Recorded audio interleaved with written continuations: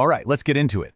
Imagine a force that can pull two things together in a total vacuum. No charge, no gravity, nothing connecting them. Today, we are diving deep into one of the weirdest, most mind-bending ideas in all of physics, the Casimir Effect. A real, measurable force that seems to pop into existence out of absolutely nothing. So, to even begin to wrap our heads around this, we have to ask a really basic question. Is empty space truly empty? I mean, we all think of a vacuum as just nothingness, the ultimate void. But what if I told you that on the quantum level, that's just not true? What if empty space is actually one of the most chaotic, busiest places in the entire universe? And this is the core idea, and it comes straight from the quantum uncertainty principle.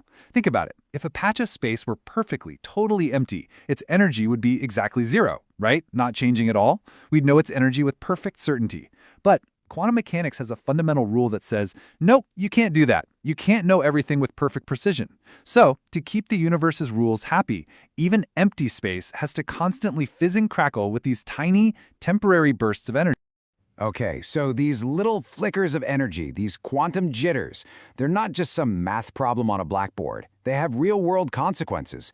They can generate an actual physical force, a push or a pull, that literally comes from the void. So how in the world does nothing create something? Well, here's the official breakdown. Back in 1948, the Dutch physicist Hendrik Casimir had this wild idea. He predicted that if you take two metal plates, perfectly uncharged, just sitting there, and you put them incredibly close together in a vacuum, a force will just appear and push them towards each other. It sounds like something out of science fiction, but it's 100% pure quantum mechanics. So here's how you can picture it. Imagine those quantum fluctuations are like waves in a giant ocean, waves of every single size and length you can think of. Now, outside our two plates, you've got this whole chaotic ocean of waves. But when you bring the plates super close, the space between them becomes like a tiny, calm channel. Only the waves that fit just right, the ones whose wavelengths are a perfect fraction of the gap, get to exist in there. All the other, bigger, messier waves just can't fit. So what's the result? You've got way more waves pushing on the outside of the plates than on the inside. And that imbalance creates a net pressure that literally shoves the plates together. It's a force from nothing. And what's really wild is that this whole idea isn't just some bizarre quantum-only thing. It turns out there's a version of this effect in the everyday classical world, which tells us the basic principle is way more fundamental than you might think. Yeah, it's called the critical Casimir effect. So forget the quantum vacuum for a second. Instead, picture a mixture of liquids, like oil and water, heated right up to the point where they're about to separate, what scientists call its critical point. At that exact moment, the fluid is going nuts with fluctuations in density. And guess what? If you stick two little objects in that churning fluid, those thermal jitters get restricted between them, creating a force that works in almost the exact same way. So let's break down the difference, because this is key. For the quantum version, the fluctuations come from the vacuum itself. For the critical version, they come from heat. But here's the game changer. The quantum Casimir effect is always on. You can't just turn off the vacuum. The critical effect, though, you can fine-tune it just by tweaking the temperature of the liquid. You can make it stronger, weaker. You can even make it repulsive, which, as you're about to see, is a really big deal. And this is where we go from a mind-bending physics concept to something that's a huge deal in the world of nanotechnology. This isn't just a theory anymore. This force has very real consequences, for both good and bad. You see, when you get down to the scale of billionths of a meter, where we build things like computer chips and tiny machines, this Casimir force suddenly becomes shockingly powerful. It's like this ghostly grip that engineers are constantly fighting against. Sometimes it's the very thing that breaks their delicate devices, but other times they can actually harness it to build things that would be totally impossible otherwise. So the big problem, the foe, has this name, stiction. It's a mix of sticking and friction. Imagine you've designed a beautiful microscopic machine with little gears and levers. At those tiny distances, the Casimir force can just slam those parts together and hold them there, permanently. Your amazing nanomachine is now a tiny, useless brick, frozen solid by a phantom force from empty space. You know, for almost 50 years, this force was just an idea on paper.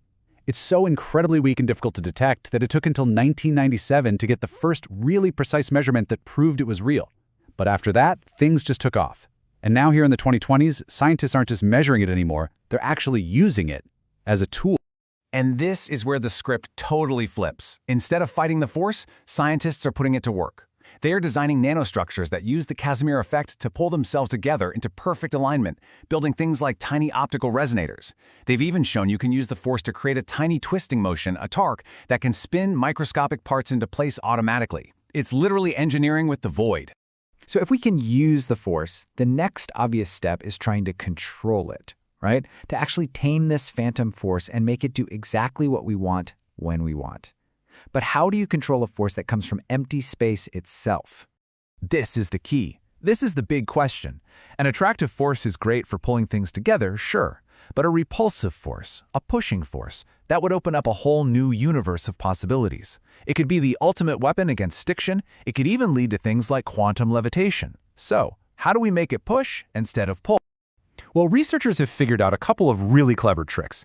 The first involves dunking everything in a special liquid. It turns out that if the liquid's electrical properties are somewhere in between the properties of the two objects, the force actually flips and becomes repulsive. It starts pushing them apart. The second method uses magnetism. If you use a magnetic fluid, you can apply an external magnetic field and basically dial the force up or down in real time. You can switch it from pull to push, just like flipping a light switch. Okay, so we've looked at what the Casimir effect is, how it works, and how we're starting to use it. But before we finish, let's just pull back the curtain on a much deeper, more fundamental debate that's still going on about this incredible force. Believe it or not, physicists still argue about what the Casimir effect is really telling us about the nature of reality. Is it truly a force being generated by the vacuum itself, or is it something else entirely, just pretending to be a force from nothing? There are basically two main camps. The first is the idea we've been talking about this whole time, that the force is a real, direct result of the energy of the quantum vacuum. But there's another point of view. This one says that the force isn't coming from the vacuum at all. It's actually the sum total of all the tiny individual electromagnetic attractions between every single atom in one plate and every single atom in the other plate, forces we already know as van der Waals forces. In this view, the force comes from the matter, not the empty space between it. So which is it? Is it a force from the void or a complex force from the matter itself? The weirdest part is that the math for both explanations often gives you the exact same answer. Maybe they're two sides of the same coin. When Hendrik Casimir himself, the man who dreamed this all up, was asked which explanation he thought was right, his answer was just perfect. He said, "I have not made up my mind." And that's a beautiful reminder that in science, sometimes the deepest questions are the ones that leave us with the most to wonder about.